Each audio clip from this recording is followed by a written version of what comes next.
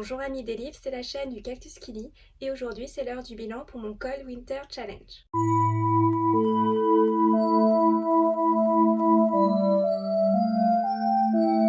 Alors pour la première catégorie du menu magie de Noël, j'avais choisi La Passe Miroir, le tome 1 Les fiancés de l'hiver de Christelle Dabos. Ophélie est une jeune fille timide, maladroite et pas très jolie. Cependant, elle a un don, celui d'être animiste, qui lui permet de lire les objets ou encore de passer à travers les miroirs. Un jour, elle va se retrouver à devoir se fiancer à Thorn, un jeune homme qu'elle ne connaît pas et qui a un caractère assez froid. Ophélie va devoir aller le rejoindre dans sa famille et va découvrir sur place que tout n'est pas rose. En effet, elle va se retrouver plongée au cœur d'un complot. Ce livre est plutôt une bonne surprise pour moi, je m'attendais à une romance un peu cucul-à-praline, mais en fait pas du tout. J'avais aussi émis des doutes par rapport aux personnalités des personnages, avec le cliché de la fille timide et du mec froid, j'avais peur que ce soit un peu trop exagéré, mais en fait non, ça passait bien. Je ne peux pas dire que j'ai été emportée par leur romance, mais en tout cas ils m'auront bien fait rire. Entre le côté protecteur de Thorn et Ophélie qui ne lui fait pas confiance, c'était assez marrant. En ce qui concerne l'histoire, je m'attendais à ce qu'il se passe un peu plus d'événements, mais c'était quand même intéressant de suivre le nouvel environnement d'Ophélie. J'ai trouvé qu'il y avait un creux vers le milieu du livre quand Ophélie débarque dans la famille de Thorn. J'ai trouvé qu'à ce moment l'histoire s'essoufflait un peu, mais mon intérêt a vite repris quand Ophélie doit changer d'identité, et là ça s'accélère jusqu'à la fin. Au final, je n'ai pas eu de gros coups de cœur comme certains, mais ça reste une bonne lecture pour moi. J'ai beaucoup apprécié l'univers que nous propose Christelle Dabos, et même si Ophélie est présentée comme une jeune fille timide, j'ai trouvé qu'elle avait plus de caractère que ce à quoi je m'étais imaginée quand j'entendais les avis. Donc au final, je suis assez contente de cette histoire pour l'instant, et je n'hésiterai pas à continuer les autres tomes de la série. Pour la deuxième catégorie du menu magie de Noël, j'avais choisi le tome 2 de Grisha, Le dragon de glace de Leigh Bardugo. Dans ce tome, Mal et Alina ont fui le Darkling, ils tentent de refaire leur vie ailleurs, mais autant dire que ça va être assez désastreux. Alors pour commencer, ce qui m'a le plus surprise, c'est que concernant le dragon de glace, je m'attendais à ce qu'il ait une place beaucoup plus importante. Là, j'avais l'impression que c'était plutôt une vaste fumisterie. Bon, surtout que c'est le titre du tome 2, donc ça fait un peu bizarre. Donc autant au début ça part en fanfare, ça va très vite, autant quand il retourne à Ravka, j'ai trouvé que c'était assez long. Surtout que la relation Mal et Alina ne me passionne pas des masses, donc heureusement qu'il y avait l'apparition d'un nouveau personnage, Stormhand, avec un caractère riche en couleurs qui a fait relever le niveau à cette histoire. La fin est très bien aussi, très explosive, c'est juste dommage qu'il y ait au milieu un gros passage à vide. Le tome 1 m'aura donc beaucoup plus passionné que celui-ci, mais l'univers des Grisha reste quand même intéressant et je n'hésiterai pas à poursuivre avec le troisième tome et terminer cette trilogie. Sinon, ce livre comprend aussi une nouvelle par rapport au personnage de Genia, et j'avoue qu'après ma lecture, je ne comprends toujours pas ce personnage, j'avoue ne pas arriver à m'attacher à elle, donc à voir comment cela va évoluer dans le troisième tome, surtout vu ce qu'il se passe pour elle à la fin de celui-ci. Pour la troisième catégorie du menu magie de Noël, j'avais pris Sous le sceau de l'hiver d'Hermine Lefebvre. Dans ce livre, les faées cohabitent avec les humains, mais de façon plutôt délicate. En effet, des faées ont disparu, et des faées plutôt importants vu qu'il s'agit des chevaliers des reines des fées. Deux jeunes, Camille et Virgile, vont se retrouver à mener l'enquête malgré eux, avant qu'une guerre n'éclate entre les faées et les humains. Alors ce n'est pas précisé dans la quatrième de couverture, mais au début du livre il y a un avertissement parce que ce livre aborde des sujets assez sensibles, comme la drogue, la non-binarité, la maltraitance, le suicide. Bref, ce n'est pas une histoire à l'eau de rose et les personnages prennent assez cher. Donc quand j'ai lu ça dès le début, ça a attisé ma curiosité. Je me suis demandé comment ces thèmes allaient être abordés de la part de l'auteur, si ça allait être trop sentimentaliste, mais en fait non, pas du tout, l'auteur a très bien su doser tout ça. Pour moi ça a été un véritable coup de cœur et ce que j'ai adoré en premier c'est les personnages et en particulier celui de Virgile qui m'aura autant fait rire que m'émouvoir. Dans cette histoire, l'auteur s'attarde beaucoup sur les personnages, leur psychologie, leur personnalité, ce qu'ils ressentent, ce qu'ils vivent, plus que ce qui se passe dans le monde féerique. Au final, dans cette histoire, la paix fantastique est plutôt relayée comme un plan de décor, mais ça ne m'a pas dérangée parce que j'ai vraiment été touchée par ces deux personnages. L'enquête est aussi très agréable à suivre et son dénouement ne m'a pas déçue. J'ai aussi beaucoup aimé le style de l'auteur, très plaisant à lire, très simple, sans prise de tête. Donc pour moi, ce livre fait partie de mon top lecture pour ce Cold Winter Challenge et comme je ne connaissais pas cet auteur avant, il faudra que je me penche sur d'autres de ses histoires.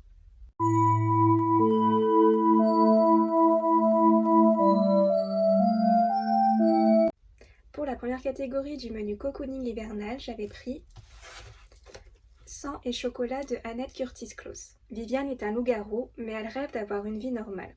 Seulement, un crime a été commis en ville et les hommes ne vont pas tarder à se mettre en chasse. Alors pour ce livre, j'avais dit dans ma vidéo de ma pile à lire pour le Cold Winter Challenge que j'avais d'abord connu la version adaptée en film. Et maintenant que j'ai lu l'histoire de ce roman, heureusement qu'on m'avait précisé que le film était tiré de ce livre, sinon je ne l'aurais pas deviné moi-même. À part les noms des personnages, franchement, c'est deux histoires radicalement différentes. Dans le film déjà, ils sont adultes, tandis que dans le livre, ce sont des lycéens. Et puis, je n'ai pas compris la référence au chocolat dans le titre, car dans le film, elle travaille bien dans une chocolaterie, mais dans le livre, pas du tout. Elle dit juste au début de l'histoire qu'elle n'aime pas le goût du chocolat, et c'est tout. Donc bon, j'avais pris ce livre pour le côté nourriture, et on peut dire que c'est un peu raté. Bon, après peut-être qu'il peut rentrer dans le côté feel good, car c'est une lecture sans prise de tête, c'est un livre jeunesse avec un style d'écriture assez basique, c'est sympa à lire, mais il ne faut pas s'attendre à quelque chose de très poussé. Après, comparé au livre, j'ai aussi eu du mal avec le caractère du personnage principal, Viviane. Dans le livre, elle est très hautaine, très matu vue, ce qui ne me l'a pas rendue super sympathique. Donc c'est plutôt rare, mais pour une fois, j'aurais préféré l'adaptation en film plutôt que le livre.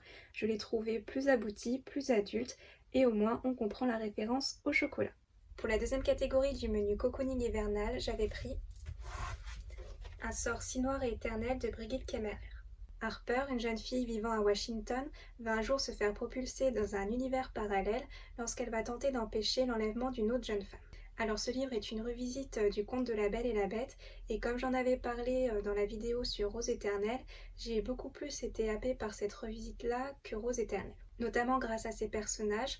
Donc nous avons le prince Reine dans le rôle de la Bête, qui est franchement beaucoup plus humain que Adrian dans Rose éternelle. Et puis pour le rôle de la Belle, nous avons Harper, qui avec son handicap a aussi beaucoup plus de fragilité que ce que pourrait avoir Méliane. Et entre les deux, il y a Grey, c'est le fidèle garde et seul garde qui reste au prince Reine. Certainement mon personnage préféré de toute l'histoire, même si j'ai pas été fan de la révélation à la fin du livre. Oui, cet épilogue m'a un peu déroutée. Bon, après, c'est sûr que je m'attendais à ce que ce soit seulement un one-shot, mais au final, c'est une histoire qui va être apparemment une trilogie. Donc bon, j'ai un peu été déçue de ce côté-là. Mais après, je suis quand même curieuse de savoir vers quoi l'histoire va se tourner dans les prochains tomes. Sinon, en ce qui concerne cette histoire, j'ai trouvé qu'il n'y avait pas de temps mort. J'ai beaucoup aimé le mélange humour et émotion.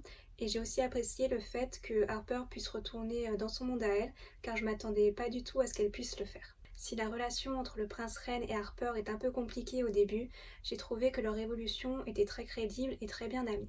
J'ai été emportée par la magie d'Umberfall et aussi par sa sorcière, la méchante de l'histoire, qui n'y va pas avec le dos de la cuillère, au moins elle est bien dans son rôle. En conclusion, Un sort si noir et éternel est un bon livre de fantaisie, une belle revisite du conte de La Belle et la Bête, avec une héroïne courageuse qui se démène malgré son handicap. À voir vers quoi l'histoire va se tourner maintenant, mais en tout cas l'auteur nous a esquissé pas mal d'intrigues et de mystères à travers ce premier tome. Pour la deuxième catégorie du menu cocooning hivernal, j'avais choisi Les Mémoires de Vanitas, le tome 7 de Jun Mochizuki. Dans ce tome, Vanitas et Noé sont dans le Gévaudan pour enquêter sur la bête, qui ne serait autre qu'un vampire maudit. Ils ont découvert son identité, mais les paladins de l'église débarquent, et Chloé Dapcher, quant à elle, veut mener à bien son plan de vengeance. Toujours un plaisir de suivre les aventures de Vanitas et Noé, les dessins sont aussi magnifiques que dans les précédents tomes, un tome qui comprend beaucoup d'actions et de révélations surprenantes. On y découvre notamment la vraie identité de Nenya, et j'ai aussi beaucoup aimé le retournement de situation concernant Chloé. Bref, un tome où il se passe beaucoup de choses et qui donne envie d'aller lire la suite.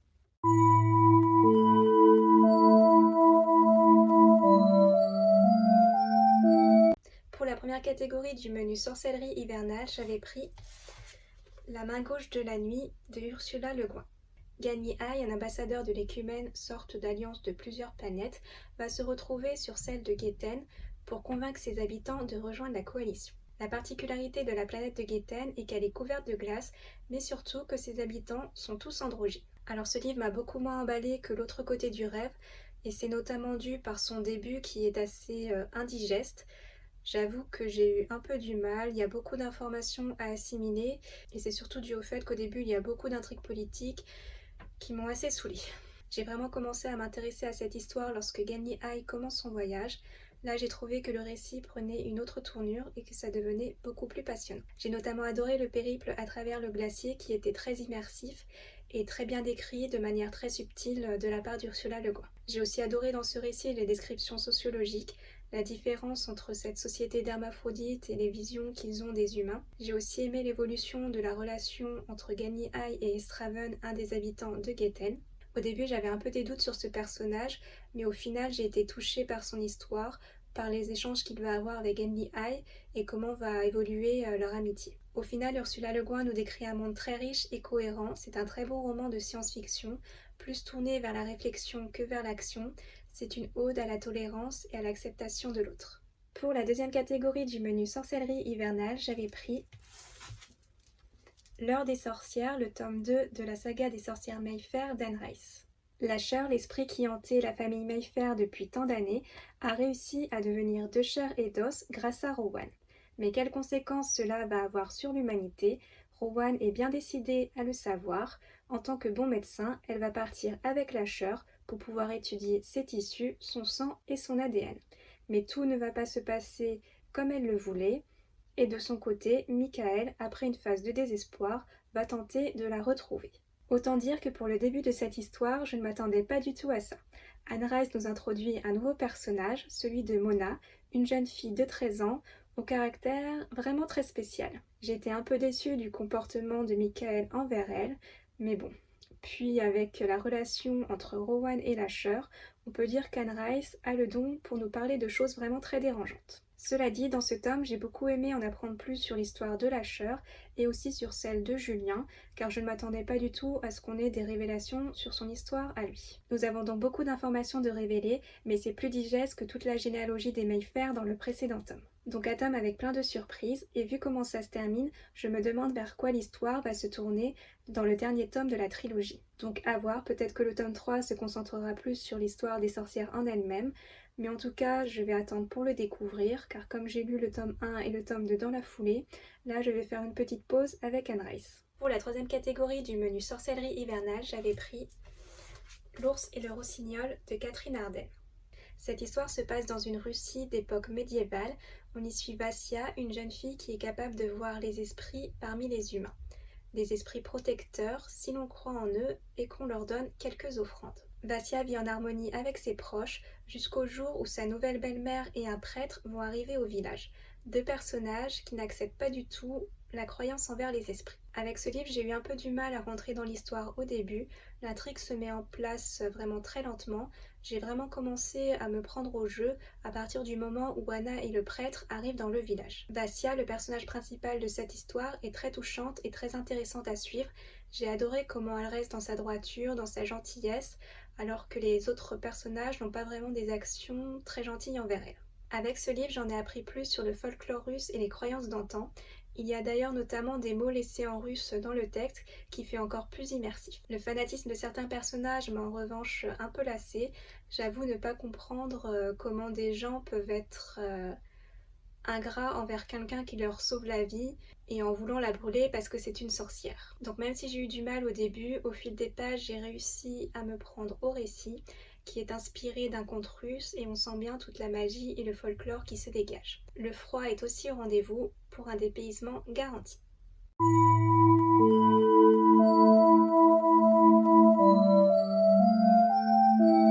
Pour la première catégorie du menu marché de Noël, j'avais choisi La fileuse d'argent de Naomi Novik. C'est l'histoire de Myriam qui va réussir à rétablir les finances de sa famille après que son père ait dilapidé la dot de son épouse. Mais Myriam va aussi attirer la convoitise d'Estarik, des voisins pas très sympathiques. Alors dans cette histoire, en lisant le résumé, je pensais que nous allions suivre que l'histoire de Myriam, mais en fait non pas du tout, nous allons suivre les aventures de trois personnages féminins. Tout d'abord Wanda, une jeune paysanne qui vit avec son père et ses frères. Leur mère est morte, leur père est alcoolique, elle va devoir aller travailler chez Myriam pour rembourser les dettes de son père. C'est le personnage qui m'aura le plus touchée et j'ai beaucoup aimé l'évolution qu'elle a par rapport à sa relation avec ses frères. Ensuite, nous avons Irina, fille de duc. Elle est méprisée, mais bon, la roue va tourner et elle va se retrouver mariée à un personnage plutôt important. Puis il y a Myriam, une jeune fille juive. Son père est prêteur, mais on peut dire qu'il est carrément nul dans ce rôle. Il prête de l'argent aux autres, mais n'ose pas après leur demander de le retourner, encore moins de payer des intérêts, ce qui fait qu'ils vivent dans la pauvreté. Un jour, Myriam en a marre, elle prend le taureau par les cornes et décide de faire le boulot à la place de son père. Sauf qu'elle réussit tellement bien à récupérer l'argent et les intérêts qu'elle attise la convoitise du roi des Stariks. Myriam est donc l'élément déclencheur de cette histoire, et ce sont ses actions qui vont entraîner le destin d'Irina et de Wanda. Tout comme dans Déraciné, j'ai adoré le folklore russe, voyager dans le monde des Stariks, un monde qui alterne entre horreur et féerie, et découvrir aussi qu'il n'y avait pas qu'eux comme créatures surnaturelles. J'ai aussi aimé que les personnages féminins ne soient pas là pour leur beauté et qu'elles viennent de milieux sociaux variés. Le début est assez lent à se mettre en place. Je me demandais au début dans quelle direction allait partir l'histoire, mais quand les points de vue se diversifient entre les personnages, là j'ai commencé à plus s'accrocher. Au final, il n'y a pas tant d'action que ça, mais j'ai aimé plonger dans cet univers enneigé, un roman appréciable aussi pour son côté féministe, son inspiration russe, et j'ai aussi adoré la toute dernière phrase du roman. J'ai trouvé que c'était une très bonne conclusion à l'histoire, et elle m'aura fait lâcher un petit sourire. Pour la deuxième catégorie du menu marché dans la neige, j'avais pris Glace de Christine Ferré-Fleury. La Terre a subi une apocalypse, les survivants ont dû s'adapter comme ils le peuvent, mais au nord, sous un dôme protecteur, existent les glacés, ceux qui contrôlent et exploitent les survivants dans des mines. Dans ce monde délabré, Sana, une jeune fille, se raccroche au souvenir de son meilleur ami, Kei. Celui-ci a disparu 3 ans plus tôt quand les glacés l'ont enlevé. Sana vit alors seule avec la grand-mère de Kei, mais lorsque celle-ci vint à mourir, Sana n'a plus rien. Je ne lis pas beaucoup de dystopie, ce n'est pas mon truc à la base, mais j'ai pourtant bien aimé celui-là. C'est une revisite de La Reine des Neiges et j'ai adoré ce mélange entre conte et avertissement par rapport à la réalité de notre monde. Beaucoup de passivité se dégage de ce texte, les peuples ne se révoltent pas, beaucoup de lassitude, mais ça ne m'a pas dérangé, j'ai trouvé plutôt au contraire que ça collait très bien avec l'univers de cette histoire. Le seul point qui m'a un peu déçu, c'est le schéma narratif qui était assez répétitif. À chaque fois, Sana va dans un lieu, elle trouve des gens pour l'aider, puis il se passe quelque chose et au final elle doit partir. Mais après en ce qui concerne l'histoire, je ne m'attendais pas du tout à ça. On rencontre des lieux où des personnages assez perchés, notamment à Médusa ou encore à la fin où je me suis demandé mais qu'est-ce qui se passe, ce qui en fait un mélange assez détonnant pour cet univers dystopique. Il y a certaines facilités dans ce récit, des choses prévisibles, mais en même temps le ton de ce roman nous pousse à la réflexion, nous renvoie à notre propre attitude. J'ai aussi été un peu déçue par le comportement de Kei, même si c'est sans surprise, et j'aurais aimé que la fin soit un peu plus claire, car pour moi, les explications étaient un peu confuses. Mais malgré cela, Glace a été une bonne lecture. Par contre, si vous aimez les romans avec beaucoup d'action, peut-être ne vous jetez pas sur celui-ci. Pour la troisième catégorie du menu marché dans la neige, j'avais pris Des nuits de sang et d'étoiles de Lisa Loedek. Sur l'île glaciale de Scan, une déesse s'exprime à travers le ciel et les étoiles pour prévenir ses habitants. Vert, tout va bien. Bleu, une tempête de neige s'annonce. Rouge, un danger imminent arrive. Et là, les étoiles deviennent rouges. Avec ce roman, nous partons dans une quête initiatique et poétique, celui du voyage d'Ossa pour rejoindre une déesse. On fait la découverte d'une île froide aux allures ancestrales qui recèle bien des mystères, même pour ses habitants. J'aurais d'ailleurs bien aimé qu'on en apprenne un peu plus sur les géants ou encore les Ors, les ennemis de cette île. Le récit est parfois teinté de naïveté, mais je me suis quand même laissée emporter. J'ai beaucoup aimé le caractère d'Ossa, une jeune fille intrépide et déterminée. Au fil des étapes de son aventure, on en apprend plus sur l'île sans être submergé par les informations. J'ai beaucoup aimé le lien et le rôle que tient les étoiles dans cette histoire. La magie est peu présente, mais elle est très poétique. Le voyage dans la neige pour rejoindre le centre de l'île et ses montagnes est très bien décrit. Je ne me suis pas du tout ennuyée, même si au début, l'action et l'histoire se mettent doucement en place. Ça a très bien fonctionné avec moi. Je me suis laissée embarquer dans ce voyage glacial. C'est un bon livre jeunesse, très immersif pour la période de l'hiver. Voilà, cette vidéo est terminée, je vous remercie de l'avoir visionnée. Dans l'ensemble, j'aurais fait de bonnes lectures, plus que pour le Pumpkin Autumn Challenge. Donc si vous avez participé, eh bien j'espère que vous aussi vous aurez fait de belles découvertes. En attendant, si vous souhaitez faire plaisir à Cactus, n'hésitez pas à liker, partager ou vous abonner. À bientôt et prenez soin de vous.